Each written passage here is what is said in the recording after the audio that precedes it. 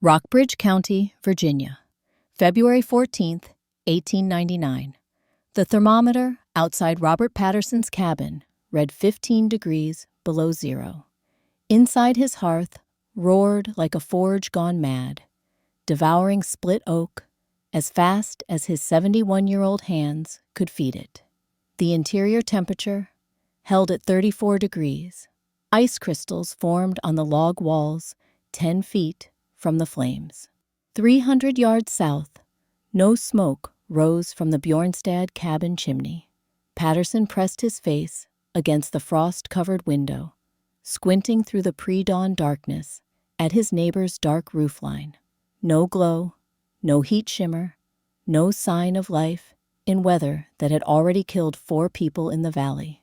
His granddaughter, Nora, 6 years old, slept wrapped in 3 quilts near the hearth, her breath making small clouds in the frigid air.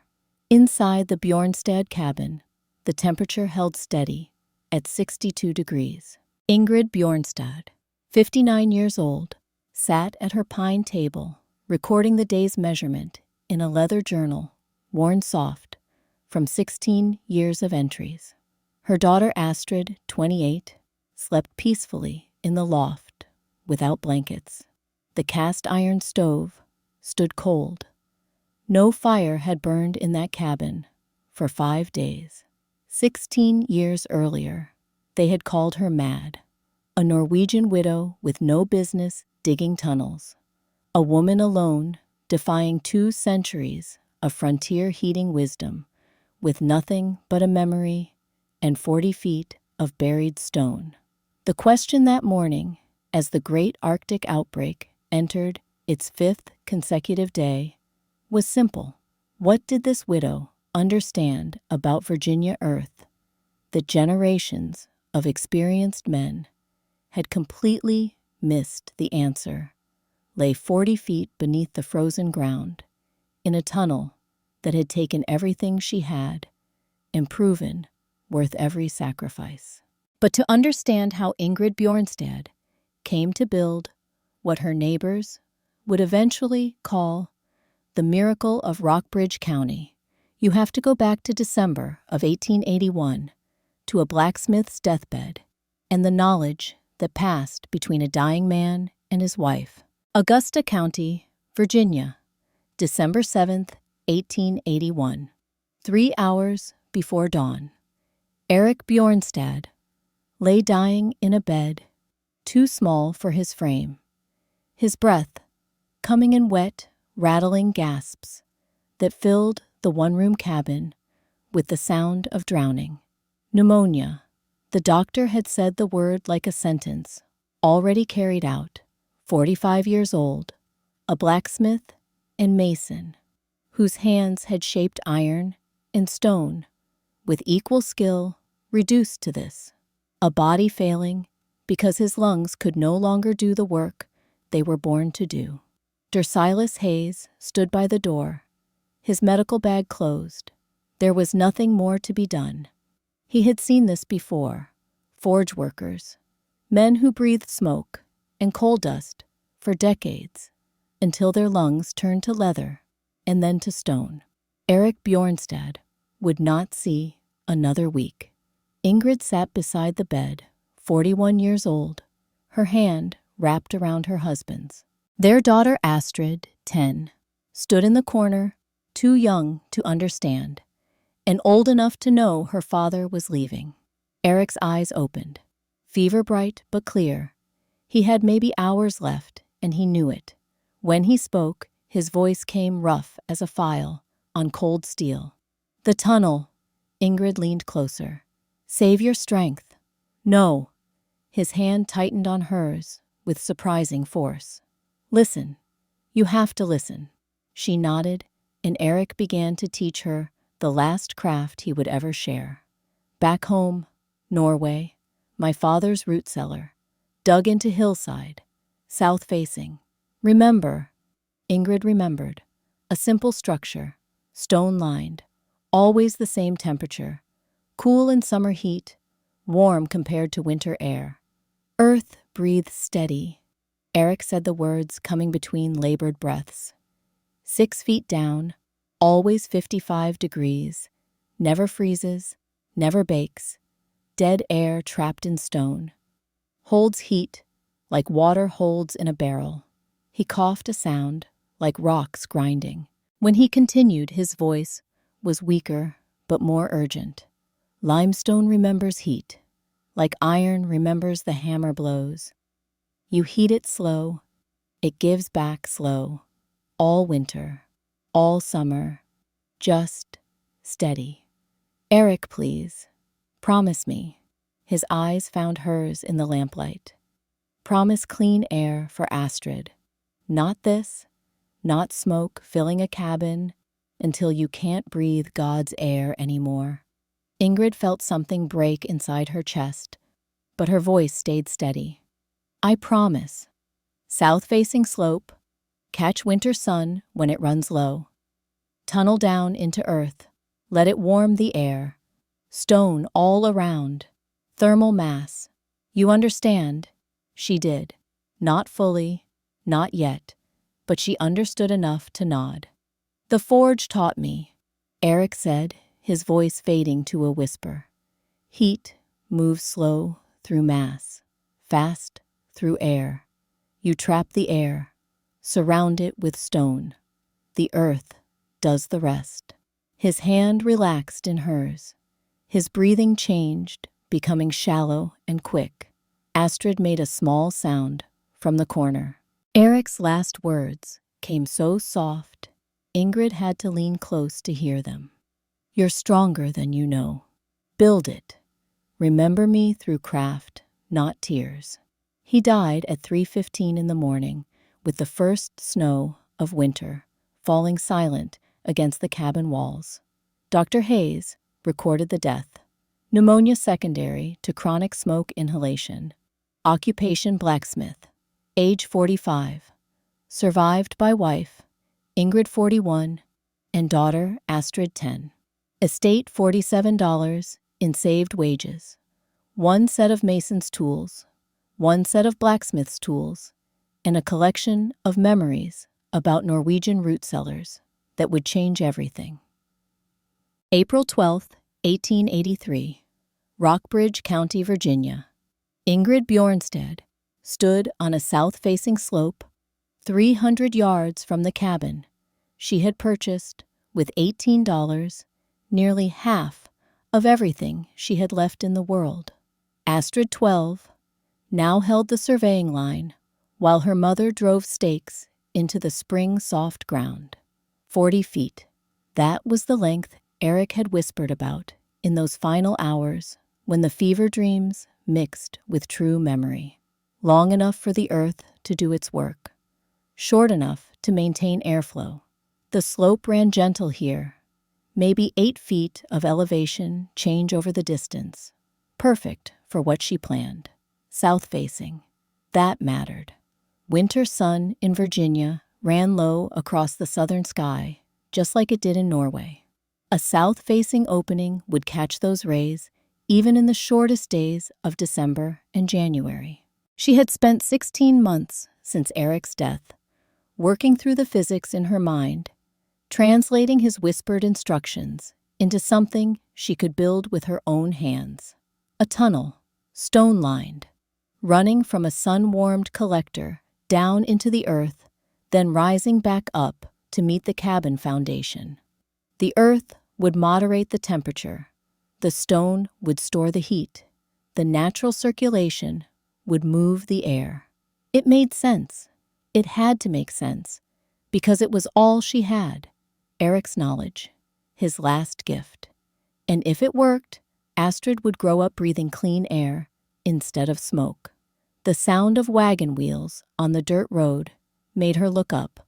Robert Patterson, 55 years old, reined in his team. He had lost his daughter, Nora, to lung fever 4 years earlier, age 4. He sat in his wagon, looking down at the widow, with her surveying stakes and her impossible plan. Mrs. Bjornstad. He touched his hat brim. That's a lot of digging for a woman alone. Ingrid straightened. I manage. Heat rises, ma'am. Patterson's voice carried the patience of a man explaining fire to a child. That's basic physics. Even smoke knows better than to run downhill. The earth stays steady. 55 degrees, 6 feet down. In winter, Patterson shook his head. You'll dig yourself a cold trap. Air'll sink and sit there like water in a hole. Hire a man to build you a proper hearth. Save yourself the trouble. He drove on, leaving Ingrid with her stakes and her dead husband's whispered instructions. Over the next 2 weeks, the community made its position clear. Thomas McBride, 50 years old and wealthy, by Valley standards, rode past on his mare to announce he had ordered a No. 8 parlor stove from Richmond. $45, cast iron, guaranteed to heat a 20 by 20 cabin to comfortable temperatures with half a cord of coal per month. That's proper technology, Mrs. Bjornstad. Store-bought, tested, not whatever this is you're planning. Reverend Daniel Foster, 52, stopped by on a Sunday afternoon with concerns about propriety. A widow, alone, digging.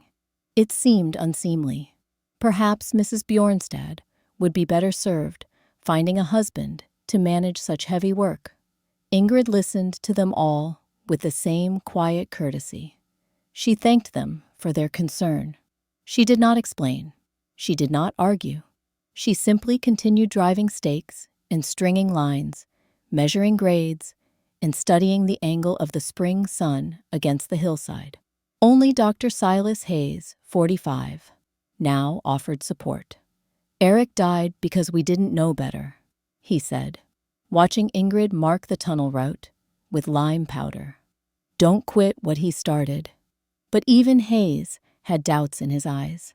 The tunnel was an experiment, an untested theory from a dying man's memories of a Norwegian childhood mixed with fever dreams and desperation. If it failed, Ingrid and Astrid would face another winter with nothing but $47, minus the $18 spent on land, minus whatever this tunnel cost to dig and line. $12. That was what remained. June arrived with heat and humidity. Ingrid and Astrid began to dig. The work went faster than expected. The soil here was loam over clay, neither rock hard nor loose enough to collapse. Ingrid worked mornings and evenings when the sun was low. Astrid helped after her chores, a 12-year-old girl with her father's dark hair and her mother's determination, wielding a spade nearly as tall as she was. They cut a trench 24 inches wide by 24 inches high, running level from the hillside, opening toward the cabin foundation. The excavated earth piled beside the cut, raw and dark, in the summer sun. The community watched. Samuel Pike, 48, hauling timber, passed the worksite, called out from his wagon seat. Still digging that rabbit hole, Mrs. Bjornstad? Patterson drove past twice a week, shaking his head each time. His rebuilt hearth was nearly complete, 5 feet wide, 18 inches deep. A firebox large enough to burn half-cord lengths without splitting. The chimney drew like a bellows. It would keep his family warm. When winter came, he was certain of it. McBride's new stove arrived in July, shipped from Richmond, in a crate that required 2 men to unload. He made sure to mention the $45 price tag to anyone within earshot, usually while glancing toward the widow's tunnel project with poorly concealed amusement. By late July, Ingrid had cut 32 feet of the 40-foot run. The tunnel mouth gaped dark in the hillside. The trench ran level and true toward the cabin foundation. And then the rains came. 3 days of driving downpour, the kind of summer storm that turns roads to rivers and fields to lakes, the kind that finds every weakness in construction and exploits it without mercy. On the 4th morning, Ingrid walked to the tunnel with Astrid beside her, both knowing what they would find. Water, 6 inches deep in places, pooling in slight depressions that Ingrid's eye had missed during excavation. The level floor that had seemed correct for moving air had become a trap for every drop that seeped through the earth above. The tunnel walls, unlined and rough cut, had shed moisture and clay. Mud slumped at the bottom of the trench. In 3 places, small sections had collapsed entirely, filling the cut with wet earth.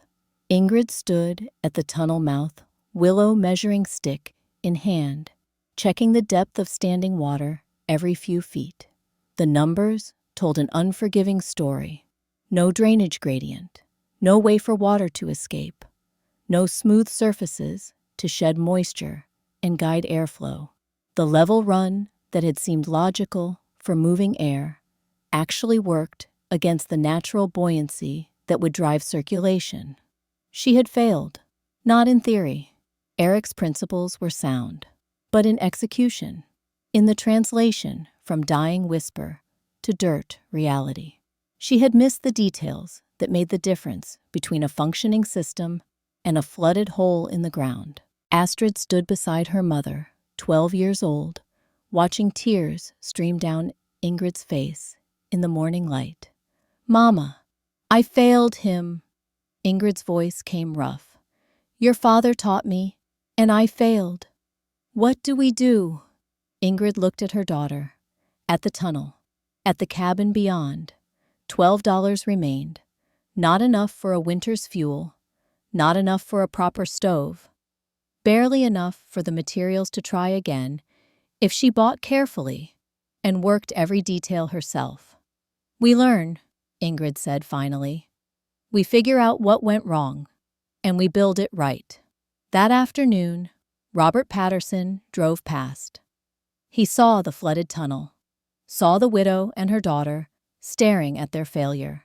He didn't stop, didn't call out, just shook his head and continued on. And somehow, his silence was worse than mockery. By evening, the whole valley knew. The widow's tunnel had flooded. The mad project was finished. Come winter, she would burn what little money she had left on firewood, and when spring came, perhaps she would finally accept that some things were best left to men. August 1st, 1883. Silas Hayes found Ingrid at the tunnel mouth notebook, open, measuring the grade with a string level and a carpenter's square borrowed from Henry Boone. "You're not quitting." It wasn't a question. Ingrid didn't look up from her measurements. "Eric died because we didn't know better," she said, repeating Hayes's own words back to him. "I won't quit what he started." "What did you learn?" Ingrid straightened, showing him the notebook. Sketches, numbers, calculations done by lamplight, with Astrid sleeping in the loft above. No fall. That was the first mistake. Water needs somewhere to go. I cut it level because I thought air would flow level. But water finds the low spots and sits there. She pointed to the tunnel with the measuring stick. It needs a gradient, downhill from the foundation toward the hillside. Constant fall. 3/4 of an inch per foot for the first 22 feet. That creates positive drainage. Every drop of water that seeps in will flow toward daylight. And at the lowest point, a sump. 6 inches of river gravel. Then a French drain. Small, just enough to carry the drainage away from the mouth.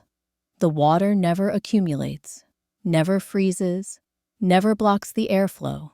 Hayes nodded slowly. And the uphill section, the last 18 feet, rising at 1/2 inch per foot back to the cabin foundation. Gentle, just enough to complete the thermosiphon loop. Warm air that's given up its heat to the stone mass will rise naturally back to the building. She closed the notebook. Eric understood it. I just didn't execute it right. The physics was always sound. Hayes looked at the flooded tunnel, at the 12-year-old girl working with a bucket to bail water from the deepest sections, at the 43-year-old widow with clay under her fingernails and determination in her eyes. How much money do you have left? $12. For materials and winter fuel both. For materials. If it works, I won't need winter fuel. If it doesn't. She met his eyes. Then Astrid and I will learn to be cold. Hayes was quiet for a long moment. Then he reached into his coat pocket and withdrew a small leather purse. $8 in silver coins. For lime and labor, he said when Ingrid tried to refuse. Eric was a patient of mine. I owe his memory better than what killed him. Ingrid took the money with hands that shook slightly.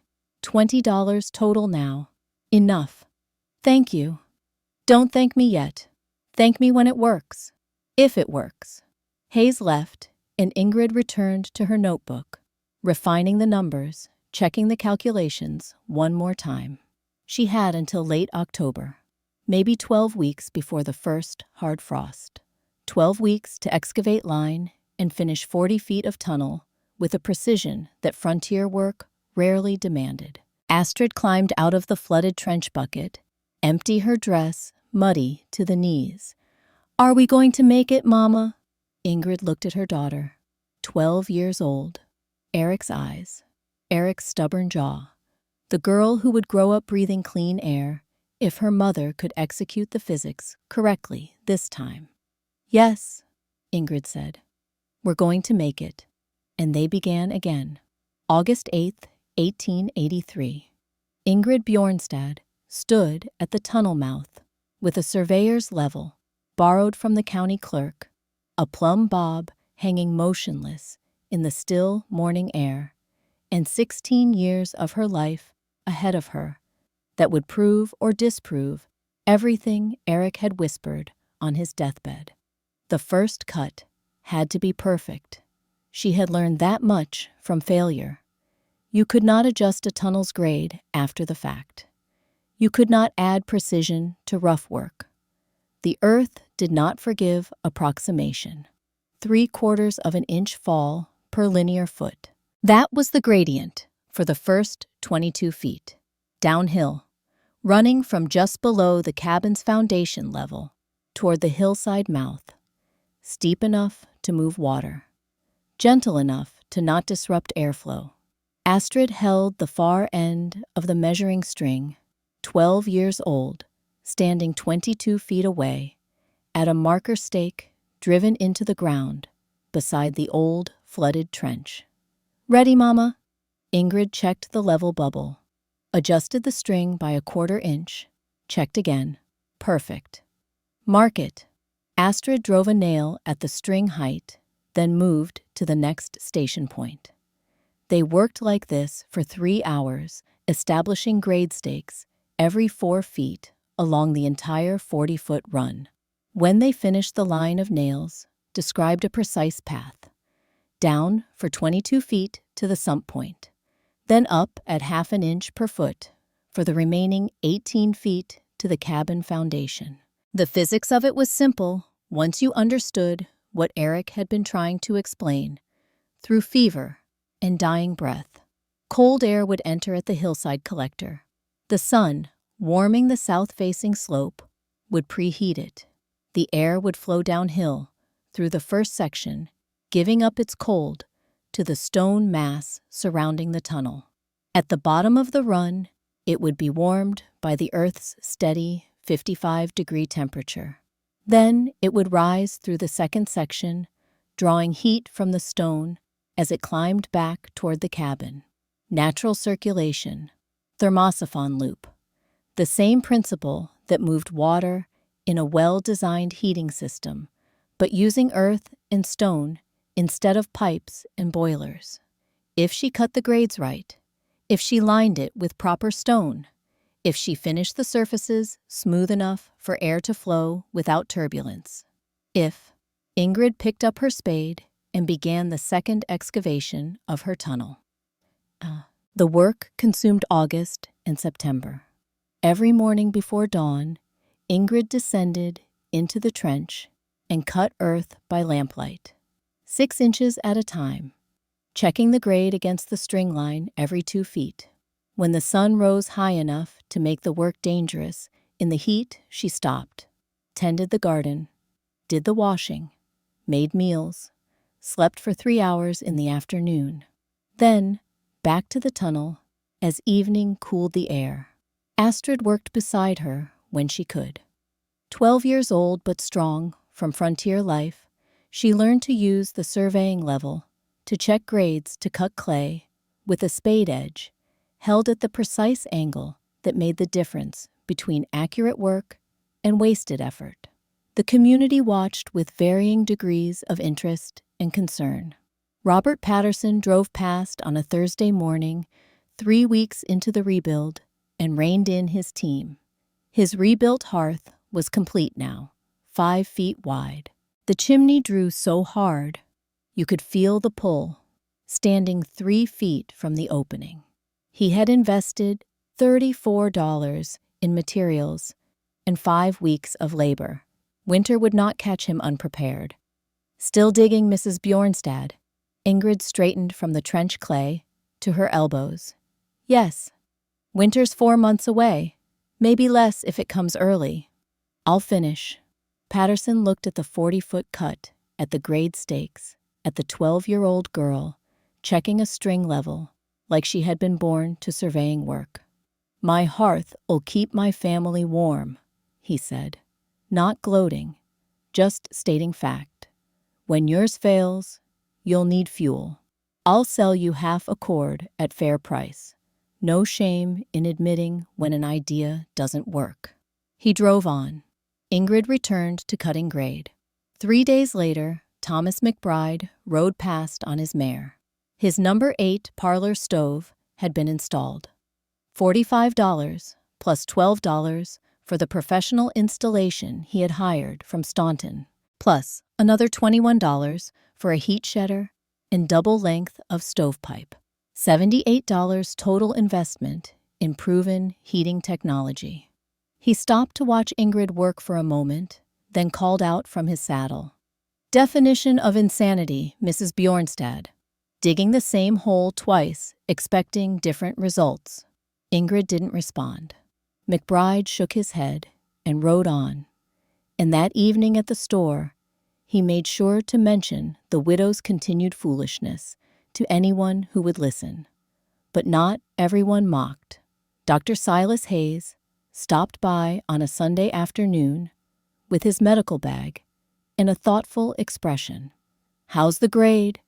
3/4 inch fall per foot for 22 feet, 1/2 inch rise for 18, within a 1/16 of tolerance throughout. Hayes descended into the trench, ran his hand along the smooth-cut floor, checked the line with his own eyes. Eric would be proud. Eric would have done it right the first time.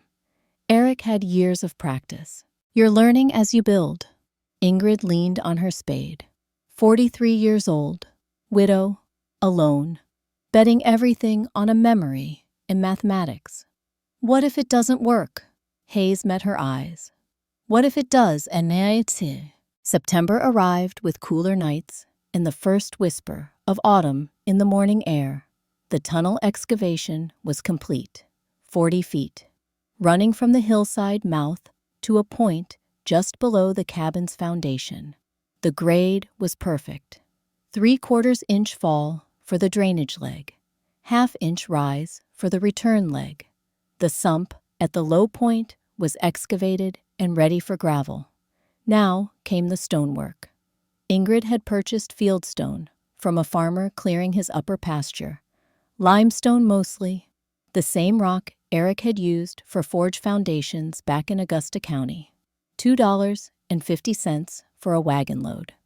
She stacked it beside the tunnel mouth and began the process of selecting and fitting pieces that would transform rough excavation into precision instrument. The walls had to be 4 inches thick enough to provide thermal mass, thin enough to leave an 18-inch by 22-inch interior dimension. The stones had to fit tight enough to prevent air leakage, but rough enough to bond with the lime mortar that would come later. Each stone had to be placed to shed water downward and inward, directing moisture toward the gravel drain at the bottom of the run. It was mason work, Eric's final craft, the skill he had learned from his father in Norway and perfected across 30 years of building in the Shenandoah Valley. Ingrid had watched him work 1,000 times, had handed him tools, had learned the language of stone without realizing she was being taught. Now, she became the mason. She worked from the sump point, outward building both directions simultaneously, each stone carefully selected for size and shape. Each piece fitted so the weight bore straight down onto the piece below. The crown of the tunnel arch required particular attention. Stones locked together to prevent settlement while maintaining the precise cross-section needed for airflow. Astrid learned beside her, 12 years old, with her father's eye for stone and her mother's patience. She could judge a piece now just by looking. Know which ones would fit before testing them. Understand the geometry of weight and pressure that made a dry-laid wall stand for centuries or collapse in a season. The work went slower than the excavation. 3 feet of wall per day, sometimes less when the stones didn't cooperate. Patterson drove past and shook his head, but said nothing. McBride rode by and called out something about wasted effort, but his voice had less certainty than before. Reverend Daniel Foster stopped on a Wednesday with Bibles to distribute and left with quiet respect for the precision of the stonework, even if he still had reservations about the propriety of it all. By late September, 20 feet of wall was complete. And then Henry Boone came to see what the widow was building.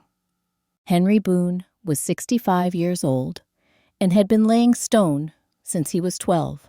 53 years of walls and foundations and chimneys. He had built half the houses in Rockbridge County and most of the good cellars in the Deerfield Valley.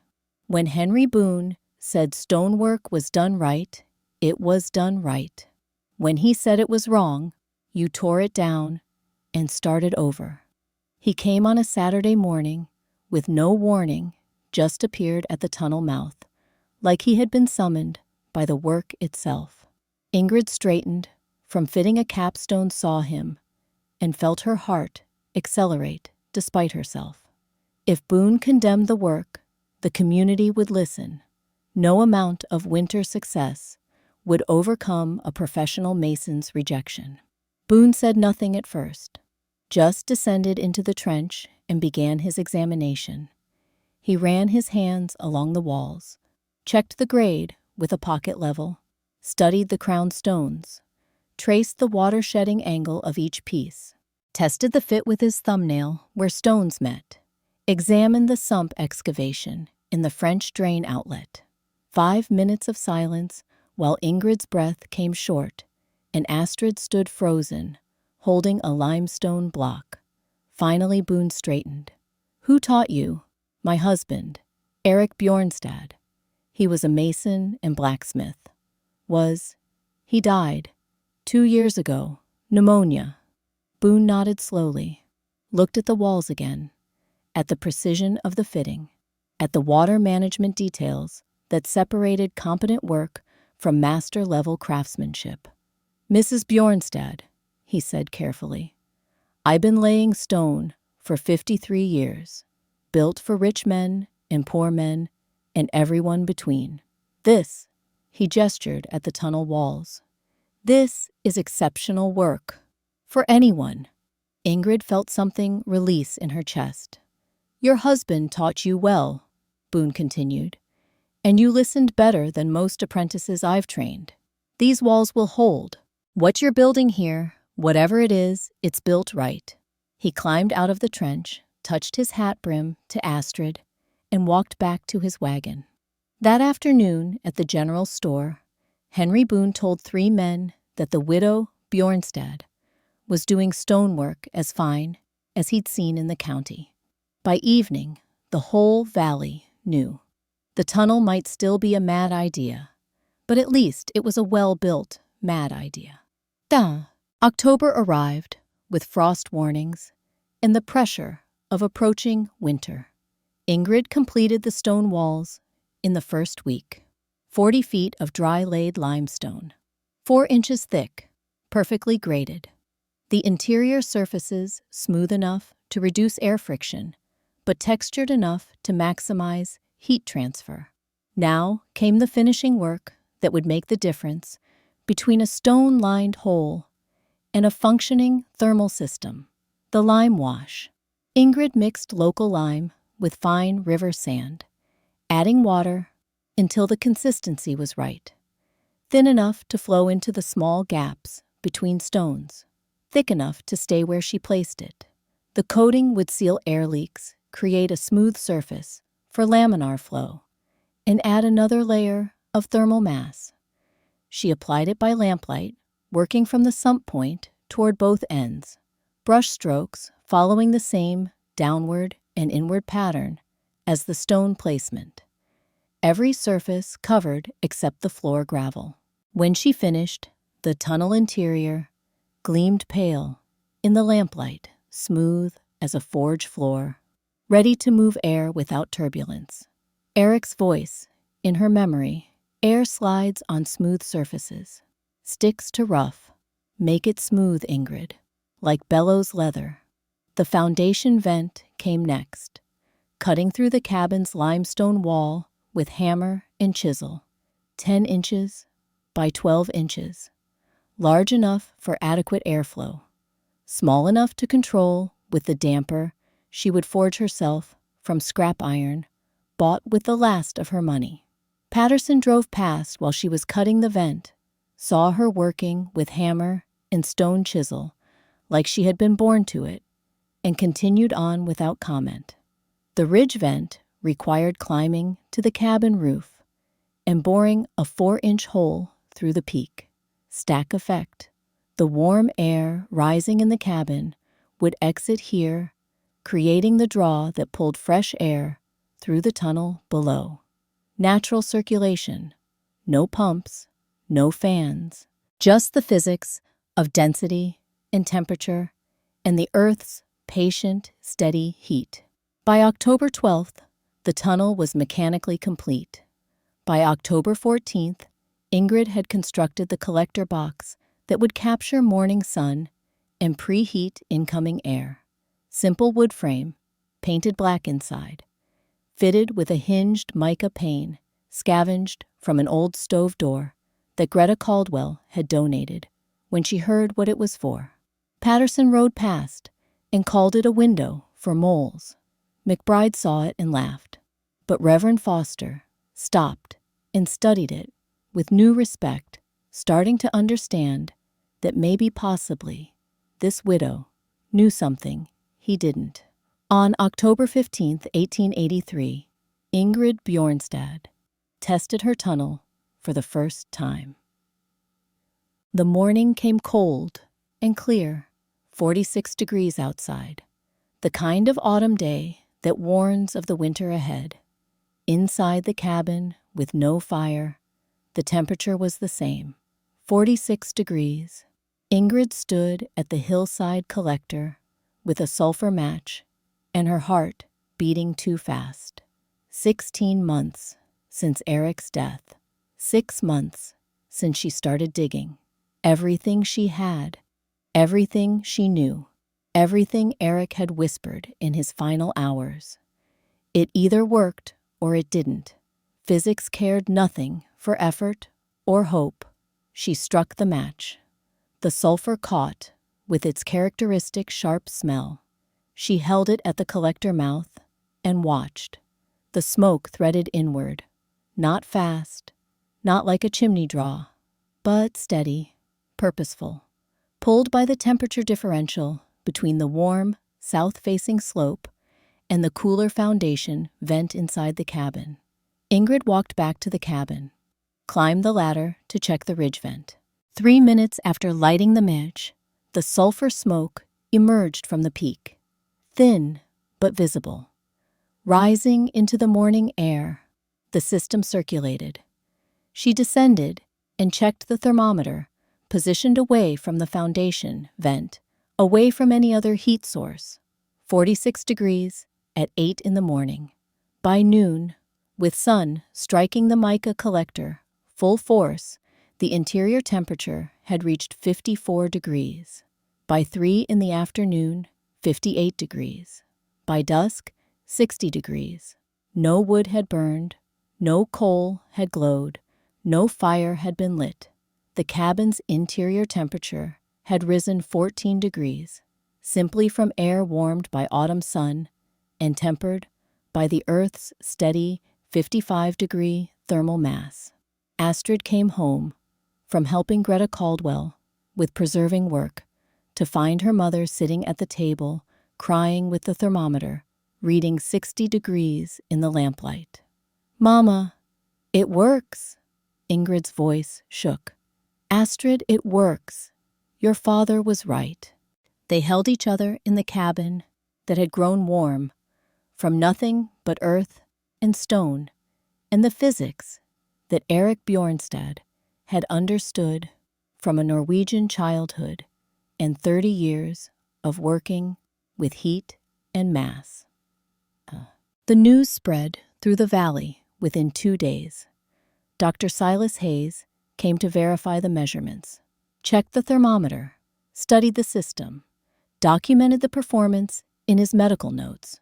Fresh air circulation without smoke, stable temperature without combustion, the exact conditions that might have saved Erik Bjornstad's life. Greta Caldwell visited and felt the foundation vent with her own hand. Warm stone, no visible fire, temperature inside significantly higher than outside. She asked quiet questions about how it worked, filing the information away against future need. Henry Boone returned and examined the completed system with professional interest. The grading, the stonework, the lime finish, the collector design. He nodded approval and said nothing more, but his presence and examination were endorsement enough. Robert Patterson drove past 3 times that week. Each time he looked at the cabin with no smoke rising, looked at his own hearth that would consume 18 cords of oak to keep his family barely comfortable through the winter ahead, looked back at the widow's impossible tunnel, and said nothing. Thomas McBride rode by on his expensive mare and made jokes about parlor tricks and mild weather, but his voice carried less conviction than before. Reverend Foster preached a sermon about accepting mysteries we don't understand, and half the congregation wondered if he was talking about God or the widow's tunnel. But one good day in October did not prove a system. One warm afternoon, when the outside temperature was 46 degrees, did not demonstrate what would happen when January came and the thermometer dropped to 10 below zero for a week straight. Patterson was right about that much, even if he didn't say it out loud anymore. Real winter would be the test. And real winter came. December 1883 brought the first hard freeze, 28 degrees, for 3 consecutive nights. Inside the Bjornstad cabin, the temperature held between 58 and 62 degrees, with only a small coal bed for cooking. January 1884 dropped to 15 degrees. The tunnel maintained 55 to 60 degrees, requiring no supplemental heat at all on sunny days. Ingrid kept meticulous logs, temperature readings taken 4 times daily, weather conditions noted, fuel consumption documented, every number recorded in the leather journal that would eventually contain 16 years of data. Wood consumption, winter, 1883 to 84, 2.5 cords, used only for cooking and the occasional cloudy stretch, when the tunnel alone couldn't quite maintain comfort. Patterson's consumption that same winter, 22 cords. McBride's coal bill, $52. The valley average for a cabin, the Bjornsted's, size 18 to 20 cords. The cost difference was remarkable. Ingrid spent $8 on winter fuel. Her neighbors spent $40 to $50. But what impressed Dr. Hayes more than the economics was Astrid's health. No respiratory issues, no coughing, no smoke-damaged lungs. The girl thrived in the clean, circulating air that her father had dreamed of providing. By spring 1884, the tunnel had proven itself through a normal winter. And then the years began to pass, each one adding data to Ingrid's journal each winter, proving the system's reliability. And still the valley waited for real cold to expose whatever flaw must surely exist in a widow's mad tunnel. 1885. Ingrid, 47. Astrid, 14. Winter mild. Tunnel performs flawlessly. Fuel consumption, 2.8 cords. 1886. Ingrid, 48. Astrid, 15. January. Cold, snap to 12 degrees.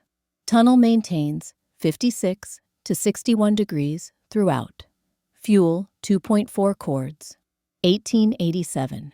The year Astrid turns 16 and begins learning her father's blacksmithing skills from the tools he left behind. Winter severe by valley standards. 3 weeks below 20 degrees. The tunnel holds steady. Patterson burns through his winter wood supply by February and has to purchase more at premium prices. 1888. Ingrid, 50. Astrid, 17. The girl has grown into a woman with her father's hands and her mother's patience. She understands stone and iron and the physics of heat and mass.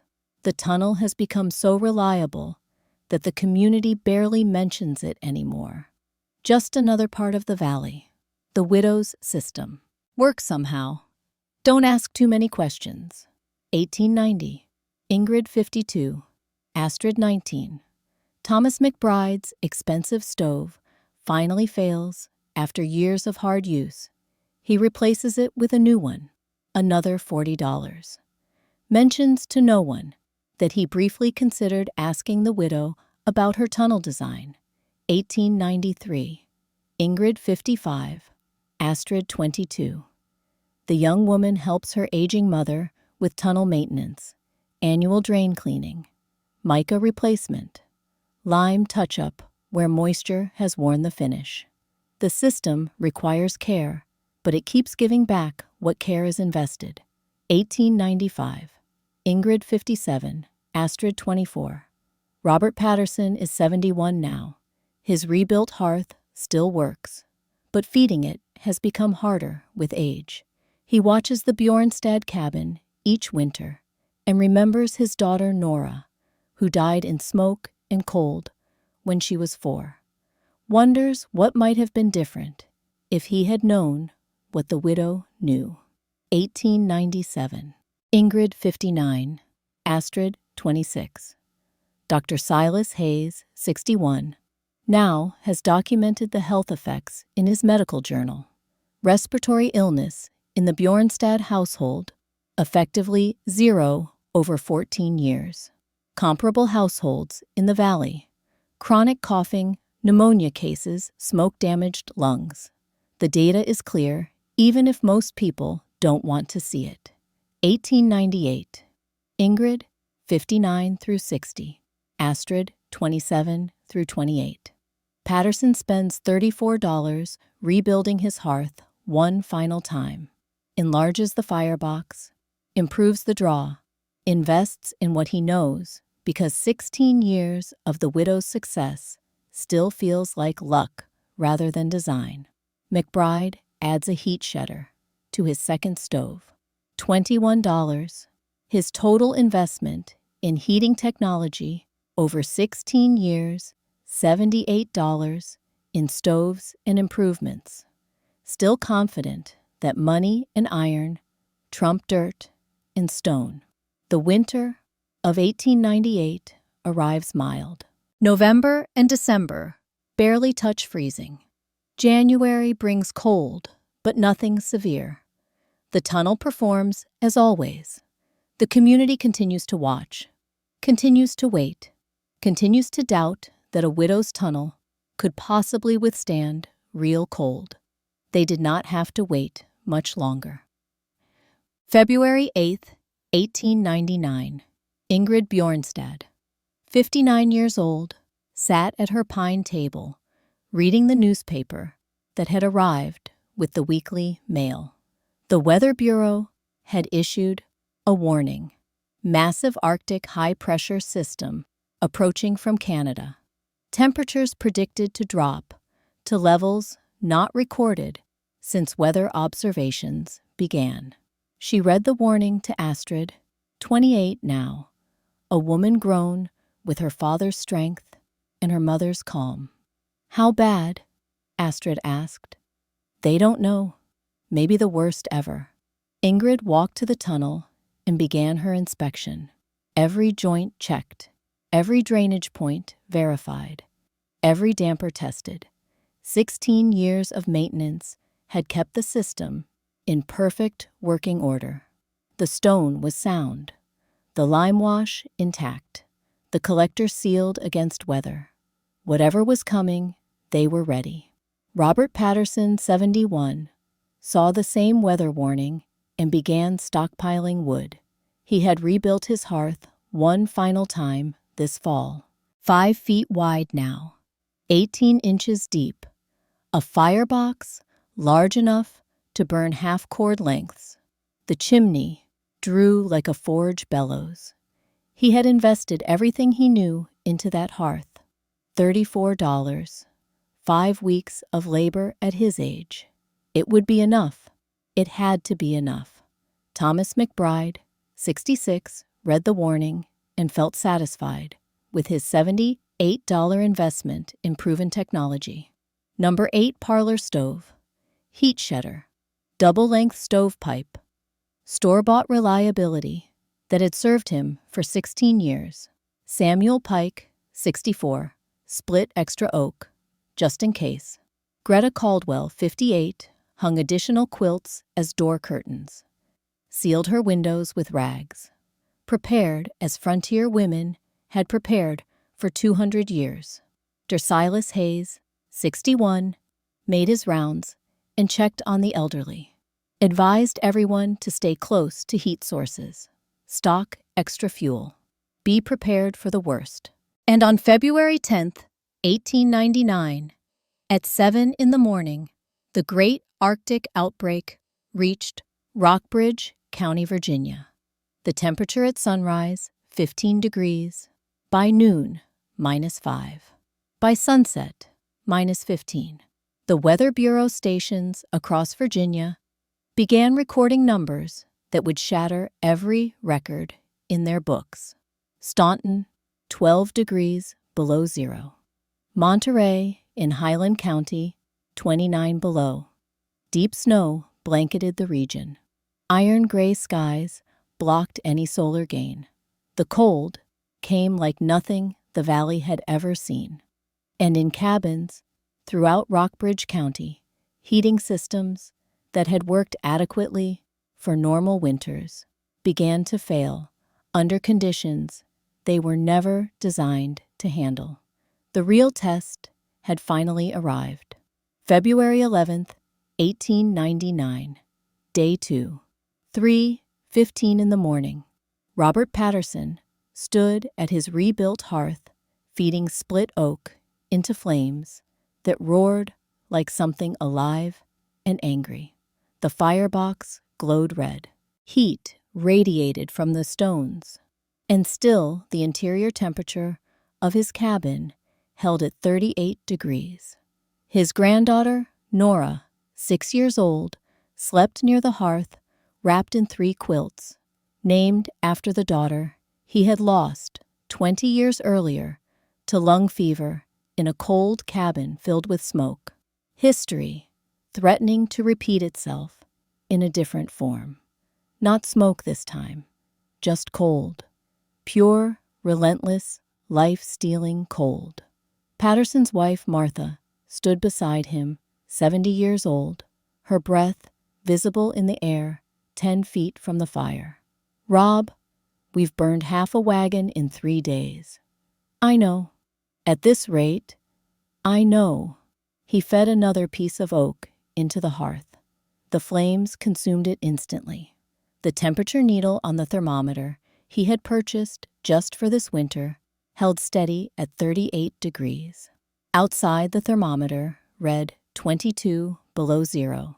The arithmetic was simple and unforgiving. His enlarged firebox, his improved chimney, draw, his $34 investment, and 5 weeks of labor, none of it could move heat into the cabin faster than the Arctic air could steal it away. By dawn, ice crystals had formed on the interior log walls, 10 feet from the roaring fire, frost inside the cabin. Patterson looked toward the south, toward the Bjornstad place. 300 yards away, no smoke rose from their chimney, had not risen for 6 days now. He wondered if they were dead, if the widow's tunnel had finally failed when it mattered most, if Astrid was frozen in the loft while her mother's experiment proved fatal. He almost hoped so, because if they were alive and warm, then everything he believed about heating and survival and the proper way to face winter was wrong. Thomas McBride's cabin, day 3, dawn. The number 8 parlor stove glowed cherry red. McBride, 66 years old, had been feeding it coal and wood simultaneously for 18 hours. The heat shedder above captured rising warmth and redirected it into the room. The double-length stove pipe created magnificent draft. The interior temperature at sunrise 30 degrees. His wife, Catherine, found him asleep in a chair 3 feet from the stove, still wearing his coat. She checked the water bucket, frozen solid, inside the cabin, despite the stove burning at maximum capacity. "Thomas, the children are cold." They had moved the whole family into the main room 2 days ago. 7 people in a space meant for living and cooking, but not meant for this. Not meant for cold that made a mockery of $78 in store-bought heating technology. McBride woke and immediately began feeding the stove. The coal bucket was nearly empty, the wood box down to kindling. He had burned through a month's supply of fuel in 3 days and gained nothing for it except the knowledge that money and iron could not defeat physics when the physics was determined enough. Greta Caldwell's cabin, day 4, morning. The cook stove cycled between glowing red and stone, cold, as Greta 58 struggled to maintain any consistent heat. Her children, 2 boys, 14 and 16, slept in coats and shawls. The quilted door curtain she had hung so carefully did nothing. The sealed windows achieved nothing. The preparations that had worked for 30 winters failed completely now. The wash basin near the stove had developed a skin of ice during the night. Near the stove, where the heat was supposed to be, Greta sat at her table with a cup of coffee gone cold and thought about Ingrid Bjornstad, about the October day she had visited and felt the warm stone vent with her own hand, about the questions she had asked and the answers the widow had given, about how she had nodded politely and done nothing with the information because change was hard and the old ways were comfortable. Now, the old ways were failing, and somewhere, in the back of her mind, Greta wondered if the widow's new way was still working. Samuel Pike's cabin. Day 4, afternoon. Pike 64 had split and stacked emergency oak for exactly this situation. He was burning it now, at a rate that would have seemed impossible a week ago. His interior temperature fluctuated between 42 and 48 degrees, depending on how recently he had loaded the stove. He was surviving, barely, at enormous cost in fuel and labor and constant attention to keeping fire alive. And through his window, when the blowing snow cleared enough to see, he could make out the Bjornstad cabin to the south. Still no smoke, still silent, still standing. Pike was starting to suspect something remarkable was happening in that cabin, something that made his own brutal struggle with fire and wood seem primitive by comparison. The Bjornstad cabin. Same 4 days, same brutal cold. February 11th through 14th, -15 to -22 degrees outside. 16 consecutive hours below -20 on the 13th. The kind of cold that killed exposed flesh in minutes, that froze moisture in the air, that made metal brittle and wood crack, and stones split from expansion. Inside the Bjornstad cabin, Ingrid maintained her temperature log with the same methodical precision she had used for 16 years. February 11th, outside -15, inside 59 degrees. Small coal bed for morning coffee. Tunnel carrying full heating load. Collector receiving no direct sun due to overcast. System performing on thermal mass alone. February 12th, outside -18, inside 60 degrees.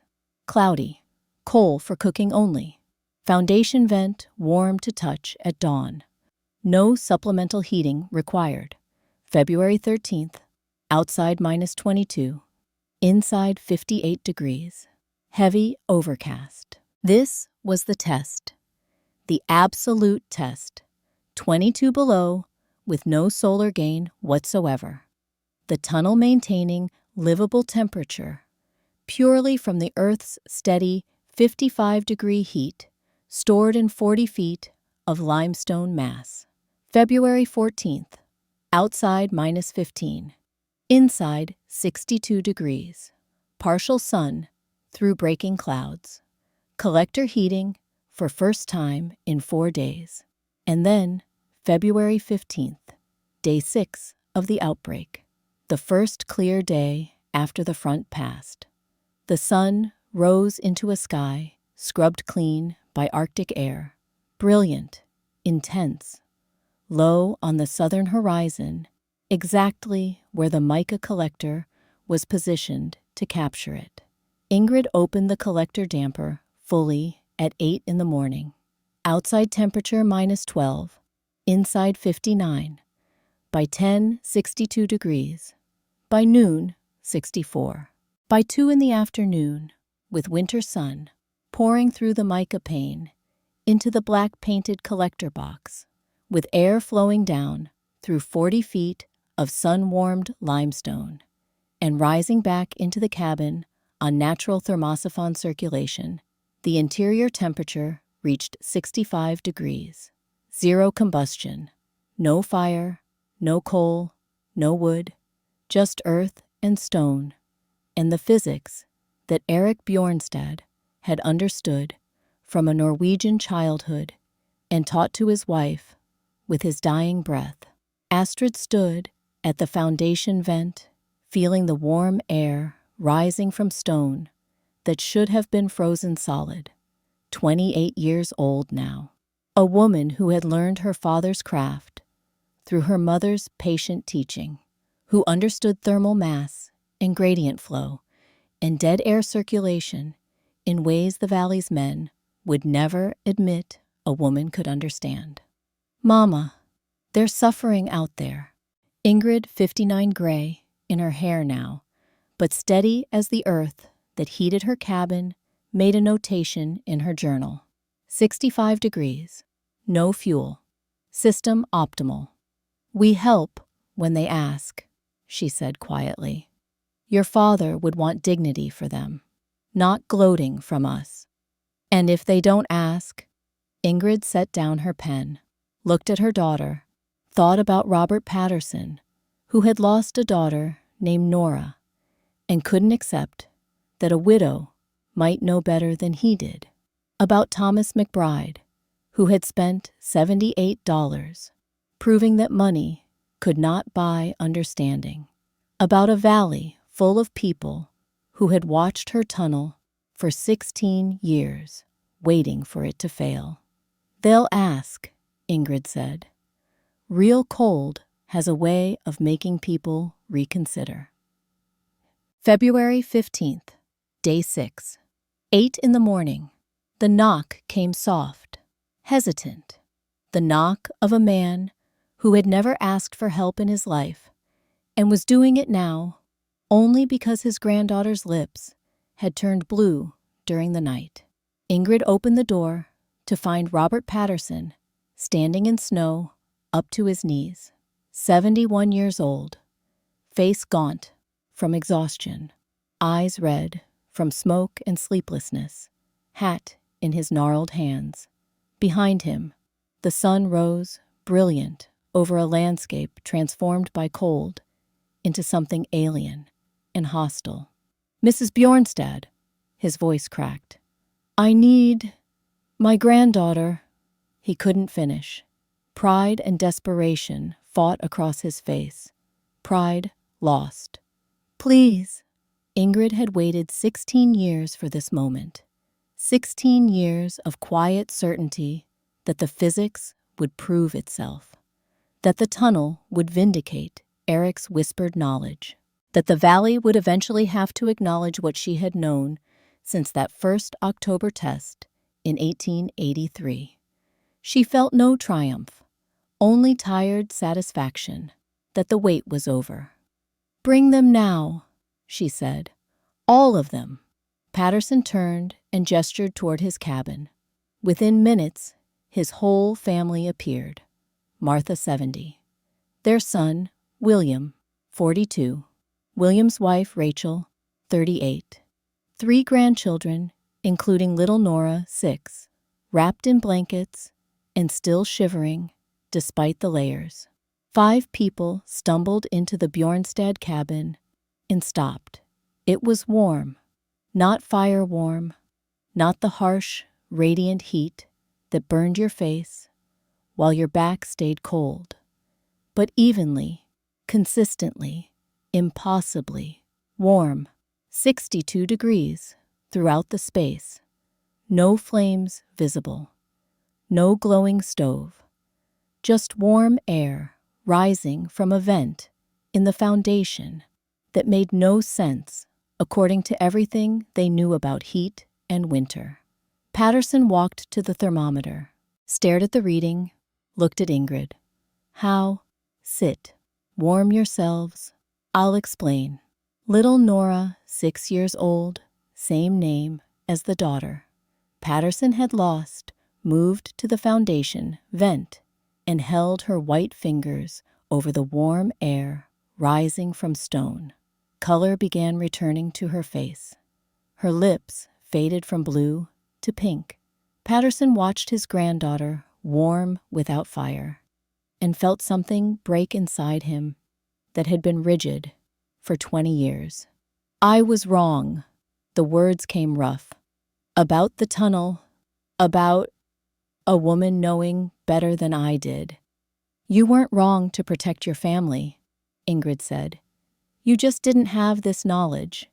Now you do. Before Patterson could respond, another knock came. Thomas McBride, with his wife and 4 children. Then Greta Caldwell, with her 2 boys. Then Samuel Pike, alone, but looking desperate enough to overcome his pride. By mid-morning, 15 people crowded into the small cabin. all warming, all safe, all beginning to understand that something fundamental about their relationship with winter had just changed. Patterson sat at Ingrid's table, warming his hands on a cup of coffee that was actually hot, and asked the question that mattered. "Will you teach me?" "I'll teach anyone who wants to learn." "Why?" McBride's voice carried genuine confusion. "We mocked you. For 16 years. We called you mad." Ingrid looked at him. 66 years old. $78 wasted on technology that had failed when it mattered most. Desperate enough now to ask a widow for knowledge. "My husband died because we didn't know better," she said quietly. "I won't let others die because I refuse to share what he taught me. Eric would want the knowledge spread. That's what craft is for, passing it on." That afternoon, with the Bjornstad cabin still holding a steady 63 degrees and 15 people warm for the first time in a week, Ingrid walked Robert Patterson and Thomas McBride and Samuel Pike out to the hillside collector. "This is where it starts," she said, gesturing to the black-painted box with its mica window facing south. "Winter sun runs low, catches here, warms the air before it enters the tunnel." She led them to the tunnel mouth, now visible, where she had dug away snow to check the system. 40 feet from here to the foundation. First 22 feet run downhill, 3/4 inch drop per foot. That handles drainage, keeps water flowing out, prevents ice blockage. Patterson listened with the intensity of a man whose certainty had been shattered and needed to rebuild understanding from the ground up. The stone. Ingrid touched the limestone visible at the tunnel mouth. 4 inches thick throughout. Limestone. Same rock your grandfather used for root cellars. Holds heat like water holds in a well. Takes hours to warm up. Takes hours to cool down. She explained it in Eric's language. Folk physics. The language of forge and field, rather than engineering tables. Earth breathes steady. 6 feet down, it's always 55 degrees. Never freezes, never bakes. Dead air trapped between stones holds the heat, lets it out slow, all winter long. "The circulation?" Pike asked. "Natural." Ingrid gestured from tunnel to cabin. "Cold air enters here, flows down, warms up, rises through the last 18 feet, back to the cabin. 1/2 inch per foot gradient on the return leg. Warm air wants to rise. You let it. No pumps, no fans, just physics." McBride, who had spent $78 on mechanical solutions, shook his head slowly. "It's so simple. Simple to explain, hard to build right. The gradients have to be exact. The stone has to be fitted proper. The surfaces smooth enough for air to flow without fighting itself. Get any of it wrong, it doesn't work." She looked at the 3 men. Patterson with his rebuilt hearth. McBride with his expensive stoves. Pike with his mountains of split oak. All of them experts in the old way. All of them proven wrong by 16 years of quiet success in 6 days of crisis. "I'll help you build them," Ingrid said. "All of you. Anyone in the valley who wants to learn. But you have to do the work. You have to understand why each detail matters. This isn't something you hire done. It's something you learn." Patterson nodded slowly. 71 years old. Learning that knowledge had no gender. That understanding came from attention rather than authority. That a Norwegian widow had been right all along about earth and heat and the patient wisdom of stone. "When can we start?" he asked. "Spring, after the ground thaws. I'll teach you everything Eric taught me." Bois. That evening, with the great Arctic outbreak finally moderating with temperatures climbing back toward zero. And then above, Dr. Silas Hayes arrived at the Bjornstad cabin to check on those who had sheltered there. He found 15 people, warm and fed and alive. Found a 60-year-old widow who had vindicated 16 years of patient certainty. Found a heating system that had performed flawlessly under conditions that destroyed everything the valley thought it knew about winter survival. Hayes had been documenting the tunnel's performance for 16 years in his medical journals. Now, he had the ultimate data point: respiratory health, temperature stability, fuel economy, all proven under the worst conditions Virginia had experienced in recorded history. "I'll publish this," he said to Ingrid. "Medical journals, engineering societies. What you've done here, what Eric taught you, it's important." Ingrid nodded, but without the satisfaction Hayes might have expected. "Just give credit right," she said. Eric Bjornstad, blacksmith and mason, died 1881. His knowledge, I just remembered it for him. Sen. Spring arrived slowly after the brutal February. The valley thawed. Gardens were planted. Life resumed. And Robert Patterson began digging his tunnel. Ingrid taught him everything. The 3/4 inch fall for drainage. The 1/2 inch rise for thermosyphon return. The stone selection. The fitting technique. The lime wash application.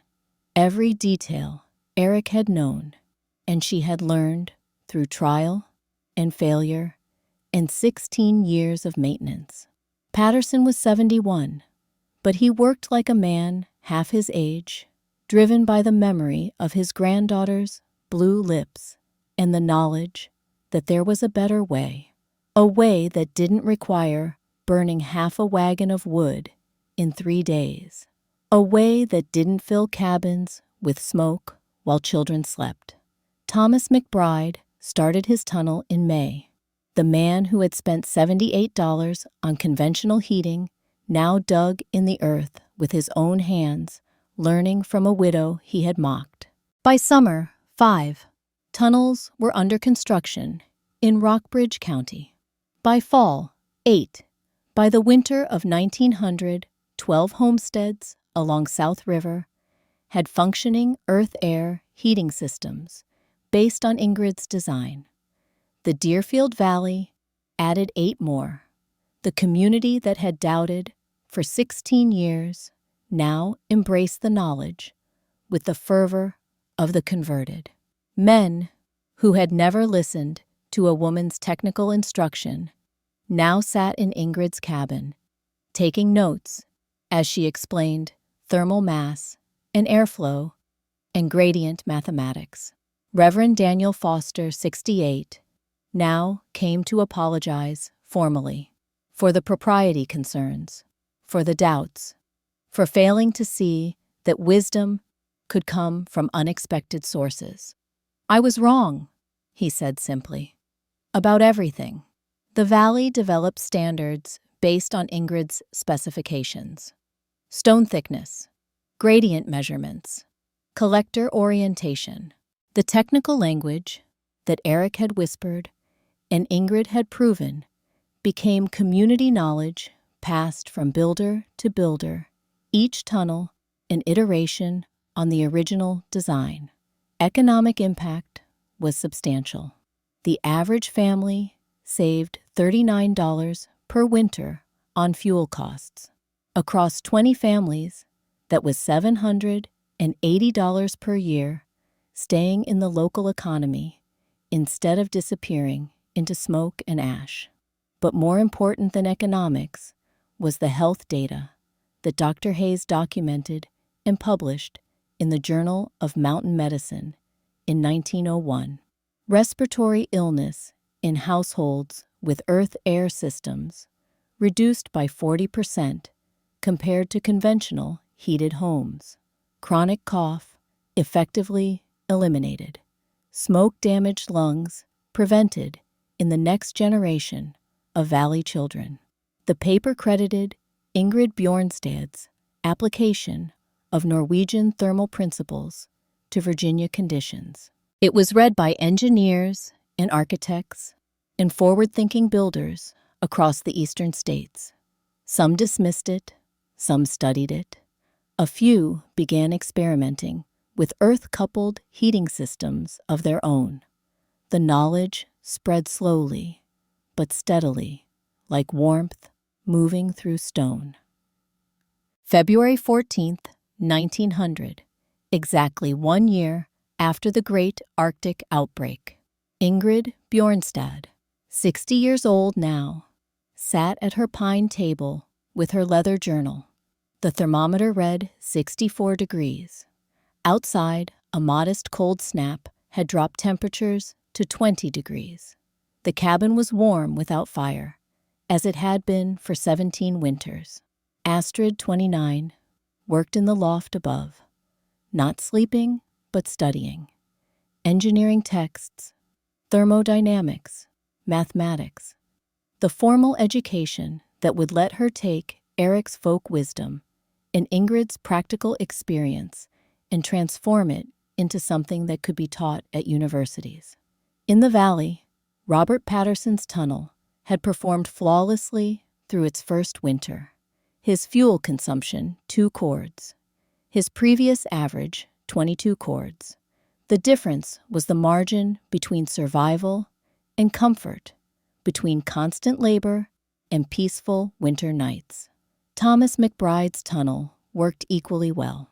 The man who had invested $78 in conventional technology had built his earth-air system for $15 in materials and his own labor. It outperformed everything he had purchased before. Greta Caldwell's adapted design, shorter and scaled for her smaller cabin, kept her family warm and healthy. Her boys, now 16 and 18, had helped build it, had learned the craft, would carry the knowledge forward. 20 tunnels total in Rockbridge County by February 1900. 20 families, warm and healthy. 20 testimonials to what a Norwegian widow had understood about earth and heat and the patient wisdom of stone. Ingrid made her daily notation in the journal. Temperature, weather, fuel consumption. The numbers that had accumulated across 17 years told a story that no amount of skepticism could refute. She thought about Eric, about his last words, about the promise she had made at his deathbed to build clean air for their daughter. She had kept that promise, had done more than keep it, had transformed it into knowledge that would outlive them all. The tunnel he had described in fever and pain now existed in 21 copies throughout the valley, each one a reminder that knowledge transcended death when it was shared rather than buried. That craft survived when it was taught rather than hoarded. That wisdom belonged to whoever would learn it, regardless of gender or background or conventional belief.